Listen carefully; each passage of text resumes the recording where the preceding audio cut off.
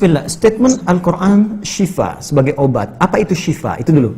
Ya, apa itu syifa? Saya ingin selalu bergerak dengan pemahaman yang jelas. Ada apa namanya? Ontologi, epistemologi, dan aksiologi. Kita arahkan ke dasarnya dulu, ontologinya. Quran surah ke-17 Al-Isra. Ya, di ayat yang ke-82. Allah memberikan statement tentang syifa di situ. Yang paling kiri agak ke tengah sedikit.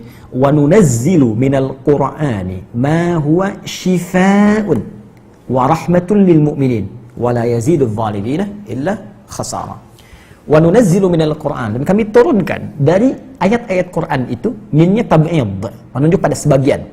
Jadi nanti ayat Quran itu punya banyak keutamaan. Setiap ayatnya itu keutamaan pedomannya ke A, keistimewaannya bisa A, nanti yang lain bisa B, bisa C. Ada terkait dengan penyakit, ada terkait dengan kesuksesan, ada terkait dengan karir, dengan macam-macam. Ya, itu bimbingan yang kompleks dan sangat luas. Nah, ada sebagian ayat Quran itu yang ayatnya memberi petunjuk langsung berfungsi sebagai syifa. Ya. Wa rahmatul lil mu'minin, ada ayat lain berfungsi sebagai rahmat. Tapi ingat, lil mu'minin, bagi orang-orang yang yakin, tanpa ragu. Jadi kalau kita ingin berinteraksi dengan Al-Quran, kaidah pertamanya jangan pernah ragu. Ya, Quran surah kedua ayat 2. Dzalikal kitabu la raiba fi. Semua isi Al-Quran akan jadi petunjuk hudan lil muttaqin, bagi orang takwa, syaratnya la raiba fi. Jangan ragukan sedikit pun. Anda ragu, Anda tidak mendapat manfaatnya. Oke, sekarang kita kembali. Apa itu syifa? Syifa sering diterjemahkan dengan obat. Ya, penawar. Syifa sesungguhnya punya arti yang lebih luas. Ya, obat itu di dalam Al-Quran, bahasa diksi Al-Quran, juga hadis, bahkan standar bahasa Arab biasa, itu setidaknya punya dua ya, diksi dari dua kasus yang terjadi. Ya. Satu begini, jika penyakit ya, yang butuh obat, penyakitnya itu berupa penyakit fisik saja, secara fisikal. Misal, saya katakan misalnya sakit gigi, fisik ya, fisik saya yang kena. Kemudian sakit perut, sakit kepala. Itu penyakitnya disebut dengan daun. Daun. Oke? Penawarnya, obatnya disebut dengan dawaun. Ini. Baik kan? Ya. Karena itu ada kalimat begini yang disandarkan pada Nabi SAW, likulli da'in dawaun. Di setiap penyakit fisik itu mesti punya keyakinan pasti ada obatnya. Tas ya? Nah, yang kedua, ada jenis penyakit terkait dengan fisik juga, tapi sudah melewati batas-batas dawa.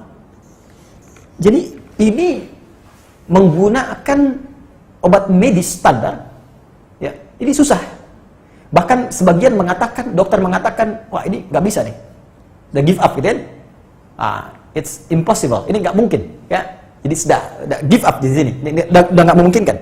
Nah, atau yang kedua, penyakitnya tidak terkait dengan fisik secara langsung, tapi ada yang terkait dengan aspek-aspek psikal, ya. Secara psikologis, penyakit hati, iri hati, dengki, dan dendam, dan itu juga berpengaruh kepada fisik, tapi sudah melampaui batas fisik. Orang iri hati kan fisiknya terganggu, kayak enak makan, kan? Ya, pusing, tidur, bahkan tidur pun masih nggak enak, ngigonya juga masih dengki juga, gara-gara kamu nih tidur, masih keluar kalimat itu, ya, nggak enak kan? Dan nggak mungkin berobat mencari dawa, nggak mungkin. Ya, silahkan cek ke rumah sakit, ada poli dendam, poli iri hati, nggak mungkin. Ya, yang ada poli gigi, poli mata, kan? Ya, poli iri hati, poli dendam, nggak ada. Poligami nggak ada di rumah sakit. Anda nggak mungkin menemukan itu. Ya, nah, maka penyakit yang lebih lekat kepada aspek non fisik itu seringkali diistilahkan oleh Al-Quran dengan kata marad namanya, maradun. Ya, penyakit hati. Karena itu ketika Allah menyifati orang munafik yang hatinya bermasalah, Allah tidak menyebutkan kata daun, tapi menyebutkan kata marad. Silahkan cek di Quran surah kedua Al-Baqarah ayat 10. Fi qulubihim marad. Ya, di dalam hati mereka ada penyakit. Hati yang di sini bukan hati fisik ya. Ya, tapi sumber kehidupan kita. yang ditetapkan oleh roh. Nanti ketika fisik itu mulai sempurna selama 4 bulan jadi mudghah. Jadi kan ada 3 tahapan seperti kita ketahui, ya. Dari mulai di Al-Arba'in, kalau kita baca Al-Arba'in, Al-Imam An-Nawawi, hadis nomor yang keempat, ya, Abdullah bin Mas'ud radhiyallahu ta'ala anhu, qala Rasulullah SAW, huwa as-sadiqul masduq, inna ahadakum yajma'u fi batni ummihi 40 yawman nutfah. 40 hari pertama, ya, itu baru berbentuk penyatuan, perpaduan antara spermatozoa dengan ovum, thumma yakunu alaihi 'alaqah. Kemudian misla dzalika 'alaqah, 40 hari kedua berbentuk zigot yang telah menempel di dinding rahim. Tsumma yakunu misla dzalika mudghah, 40 hari ketiga berbentuk mudghah, daging keratan. Bahkan sudah jadi bahasa sekarang ya di masa bahasan janin ya di kurikulum kedokteran saya lihat redaksinya sama, mudghah, ya. Nah, dalam fase ini kemudian ditiupkan roh, ya, wa yursalu alaihimul malak, alaihil malak, dan diutus malaikat, wa yu'maru bikatbi arba'in, dan diperintahkan menetapkan 4 hal. Nah, saat ditiupkan roh ini itu terjadi kemudian penyatuan antara fisik dengan roh. Itu ada di Quran surah ke-15, ya, ayat ke-28. Ya, wa idz qala rabbuka lil malaikati inni khaliqun basyaran min salsalin min hama'in masnun fa idza sawaituhu wa nafakhtu fihi min ruhi.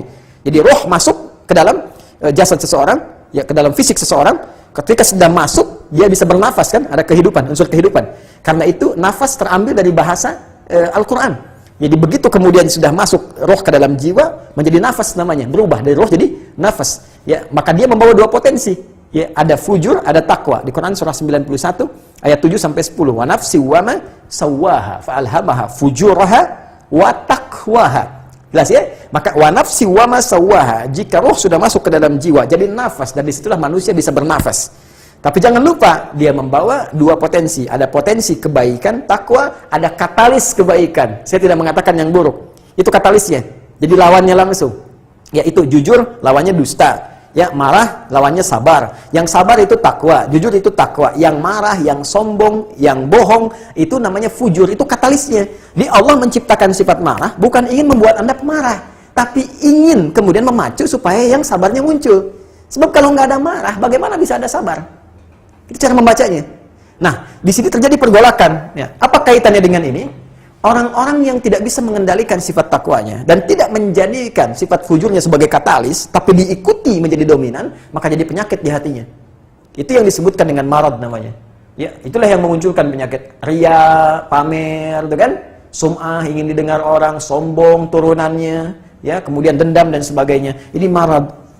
Marad ini dan penyakit yang sudah melewati batas fisik, kalaupun terkait dengan fisik, nggak ada obatnya dari dawa. Yang ada hanya syifa. Maka jika ada orang tertentu yang terkena penyakit fisik yang sudah di luar batas dawa, yang medis misalnya udah nggak bisa nih, ini nggak mungkin, maka beralihlah dari dawa ke syifa. Ini yang pernah dilakukan oleh Nabi Ayyub alaihissalam. Ketika diuji dengan penyakit, Allah contohkan langsung supaya kita bisa meniru. Bukankah ayat ini turun ketika Nabi diuji dengan penyakit? Ya, supaya memohon kepada Allah. Jadi kan Nabi Ayub kan divonis dengan penyakit yang tidak pernah diderita oleh orang sebelum beliau, tidak akan dirasakan oleh orang setelahnya. Yang paling menarik apa yang dilakukan? Ketika semua mengatakan nggak mungkin, lalu turun kemudian gambaran dari Allah. Quran surah ke-21 ayat 83 sampai 84. Wa ayyuba, pakai fathah loh, bukan dhamma, bukan kasrah. Ya, fathah itu menunjukkan sesuatu di masa lalu untuk dibuka bagi orang di masa depan. Ya, fathah itu dibuka. Itu ilmu lughahnya. Saya spesialisasi di bahasa Arab. Jadi di antara makna itu fathah, kenapa ada fathah, ada dhamma, ada kasrah, itu ada maknanya. Wa ayyuba, dan kami buka kisah Ayub di masa lalu sebagai inspirasi untuk orang di masa depan. Idnada rabbahu anni masanni yadhurru wa anta arhamur rahimin. Ketika beliau mulai meninggalkan opini manusia dan mulai kembali kepada Allah dengan sangat kuat untuk spesifik memohon kesembuhannya. Ya Allah, penyakit ini sudah mengganggu saya. Untuk ibadah, itu poinnya. Untuk ibadah. Ya, ternyata kalau ingin disembuhkan dengan cepat, arahkan kesembuhan itu untuk niat kita beribadah. Kalau cuma pengen sembuh saja, jangankan Anda yang belum beriman pun kalau sakit pengen sembuh. Terus Anda tujuannya apa dari kesembuhan itu? Kalau cuma pengen minta dunia, apa dengan sakit belum cukup menjadikan Anda ingat Allah? Maka arahkan permohonan itu untuk kesembuhan supaya punya niat ibadah. Ya Allah, saya pengen sholat lagi. Ya Allah, saya pengen ke masjid lagi, pengen tahajud lagi. Mohon ya Allah, penyakit ini sudah mengganggu saya tahajud, saya pengen sholat lagi. Wa anta arhamur rahimin, sedangkan Engkau yang paling sayang kepada saya. Kalau yang Maha Penyayang saja tidak menyembuhkan saya, kepada siapa lagi saya mesti memohon? Nah, tahu apa yang terjadi? Begitu kalimat itu muncul dengan penuh kekuatan, keyakinan, visi yang benar, memanggil Allah dengan panggilan yang sangat halus, lembut, ya, terasa ke dalam jiwa, Maka jawabannya tidak menunggu lama. Fastajabna lahu fakashafna ma bi min dhurr wa atainahu ahlahu mithlahu ma'ahum rahmatan min indina wa dzikra lil 'abidin. Lihat ujung ayatnya.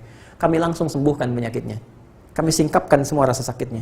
Kami kembalikan semua yang dia rasakan rugi.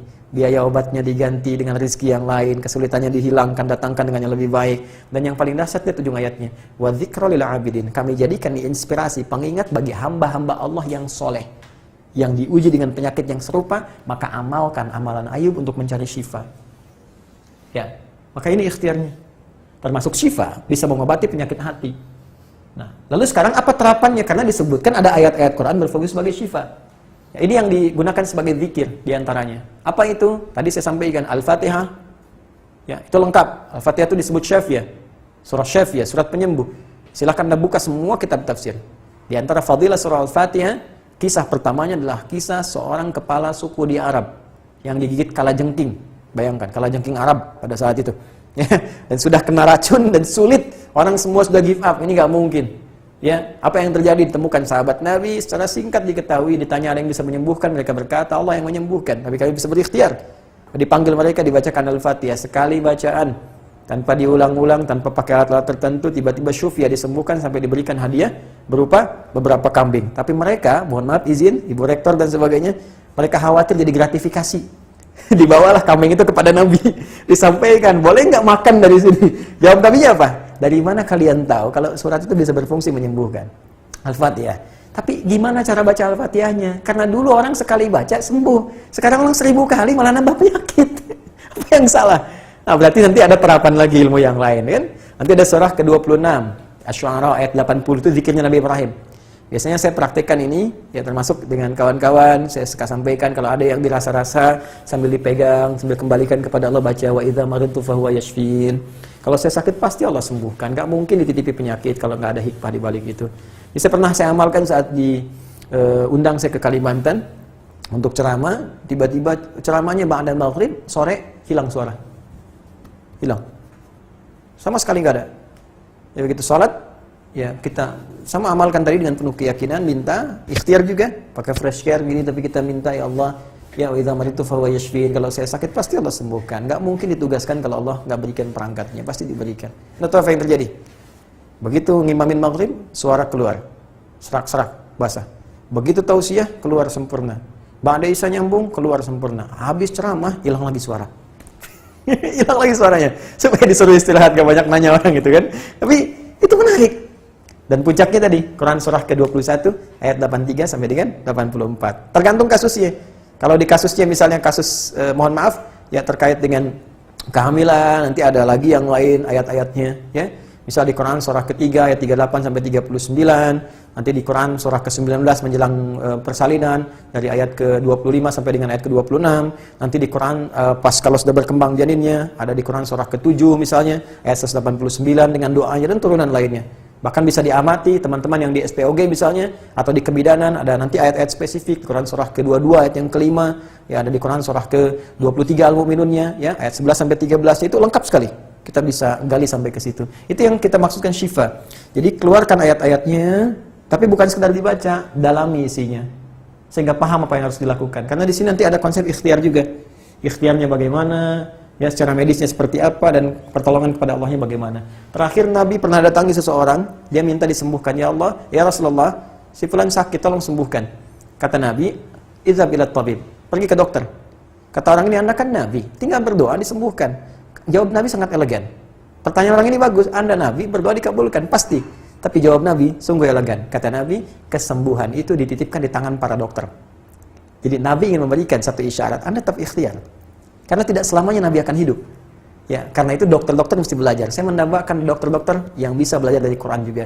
Saya mengharapkan nanti ada dokter mata yang hafal, ya, misalnya ayat-ayat tentang doa, tentang mata, ya, riset tentang ayat-ayat mata, hadis-hadisnya apa, sehingga Anda bisa menerapkan resep-resep yang indah.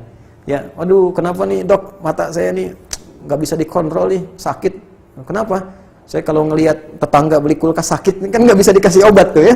Anda bisa kasih resep Quran surat sekian, ayat sekian, sekian. Nah, itu yang banyak kejadian sekarang. Ya, orang matanya sehat tapi tidak bisa membedakan mana milik dia, mana milik orang lain. Demikian juga dengan yang lainnya. Itulah syifa. Wallahu ta'ala a'lam.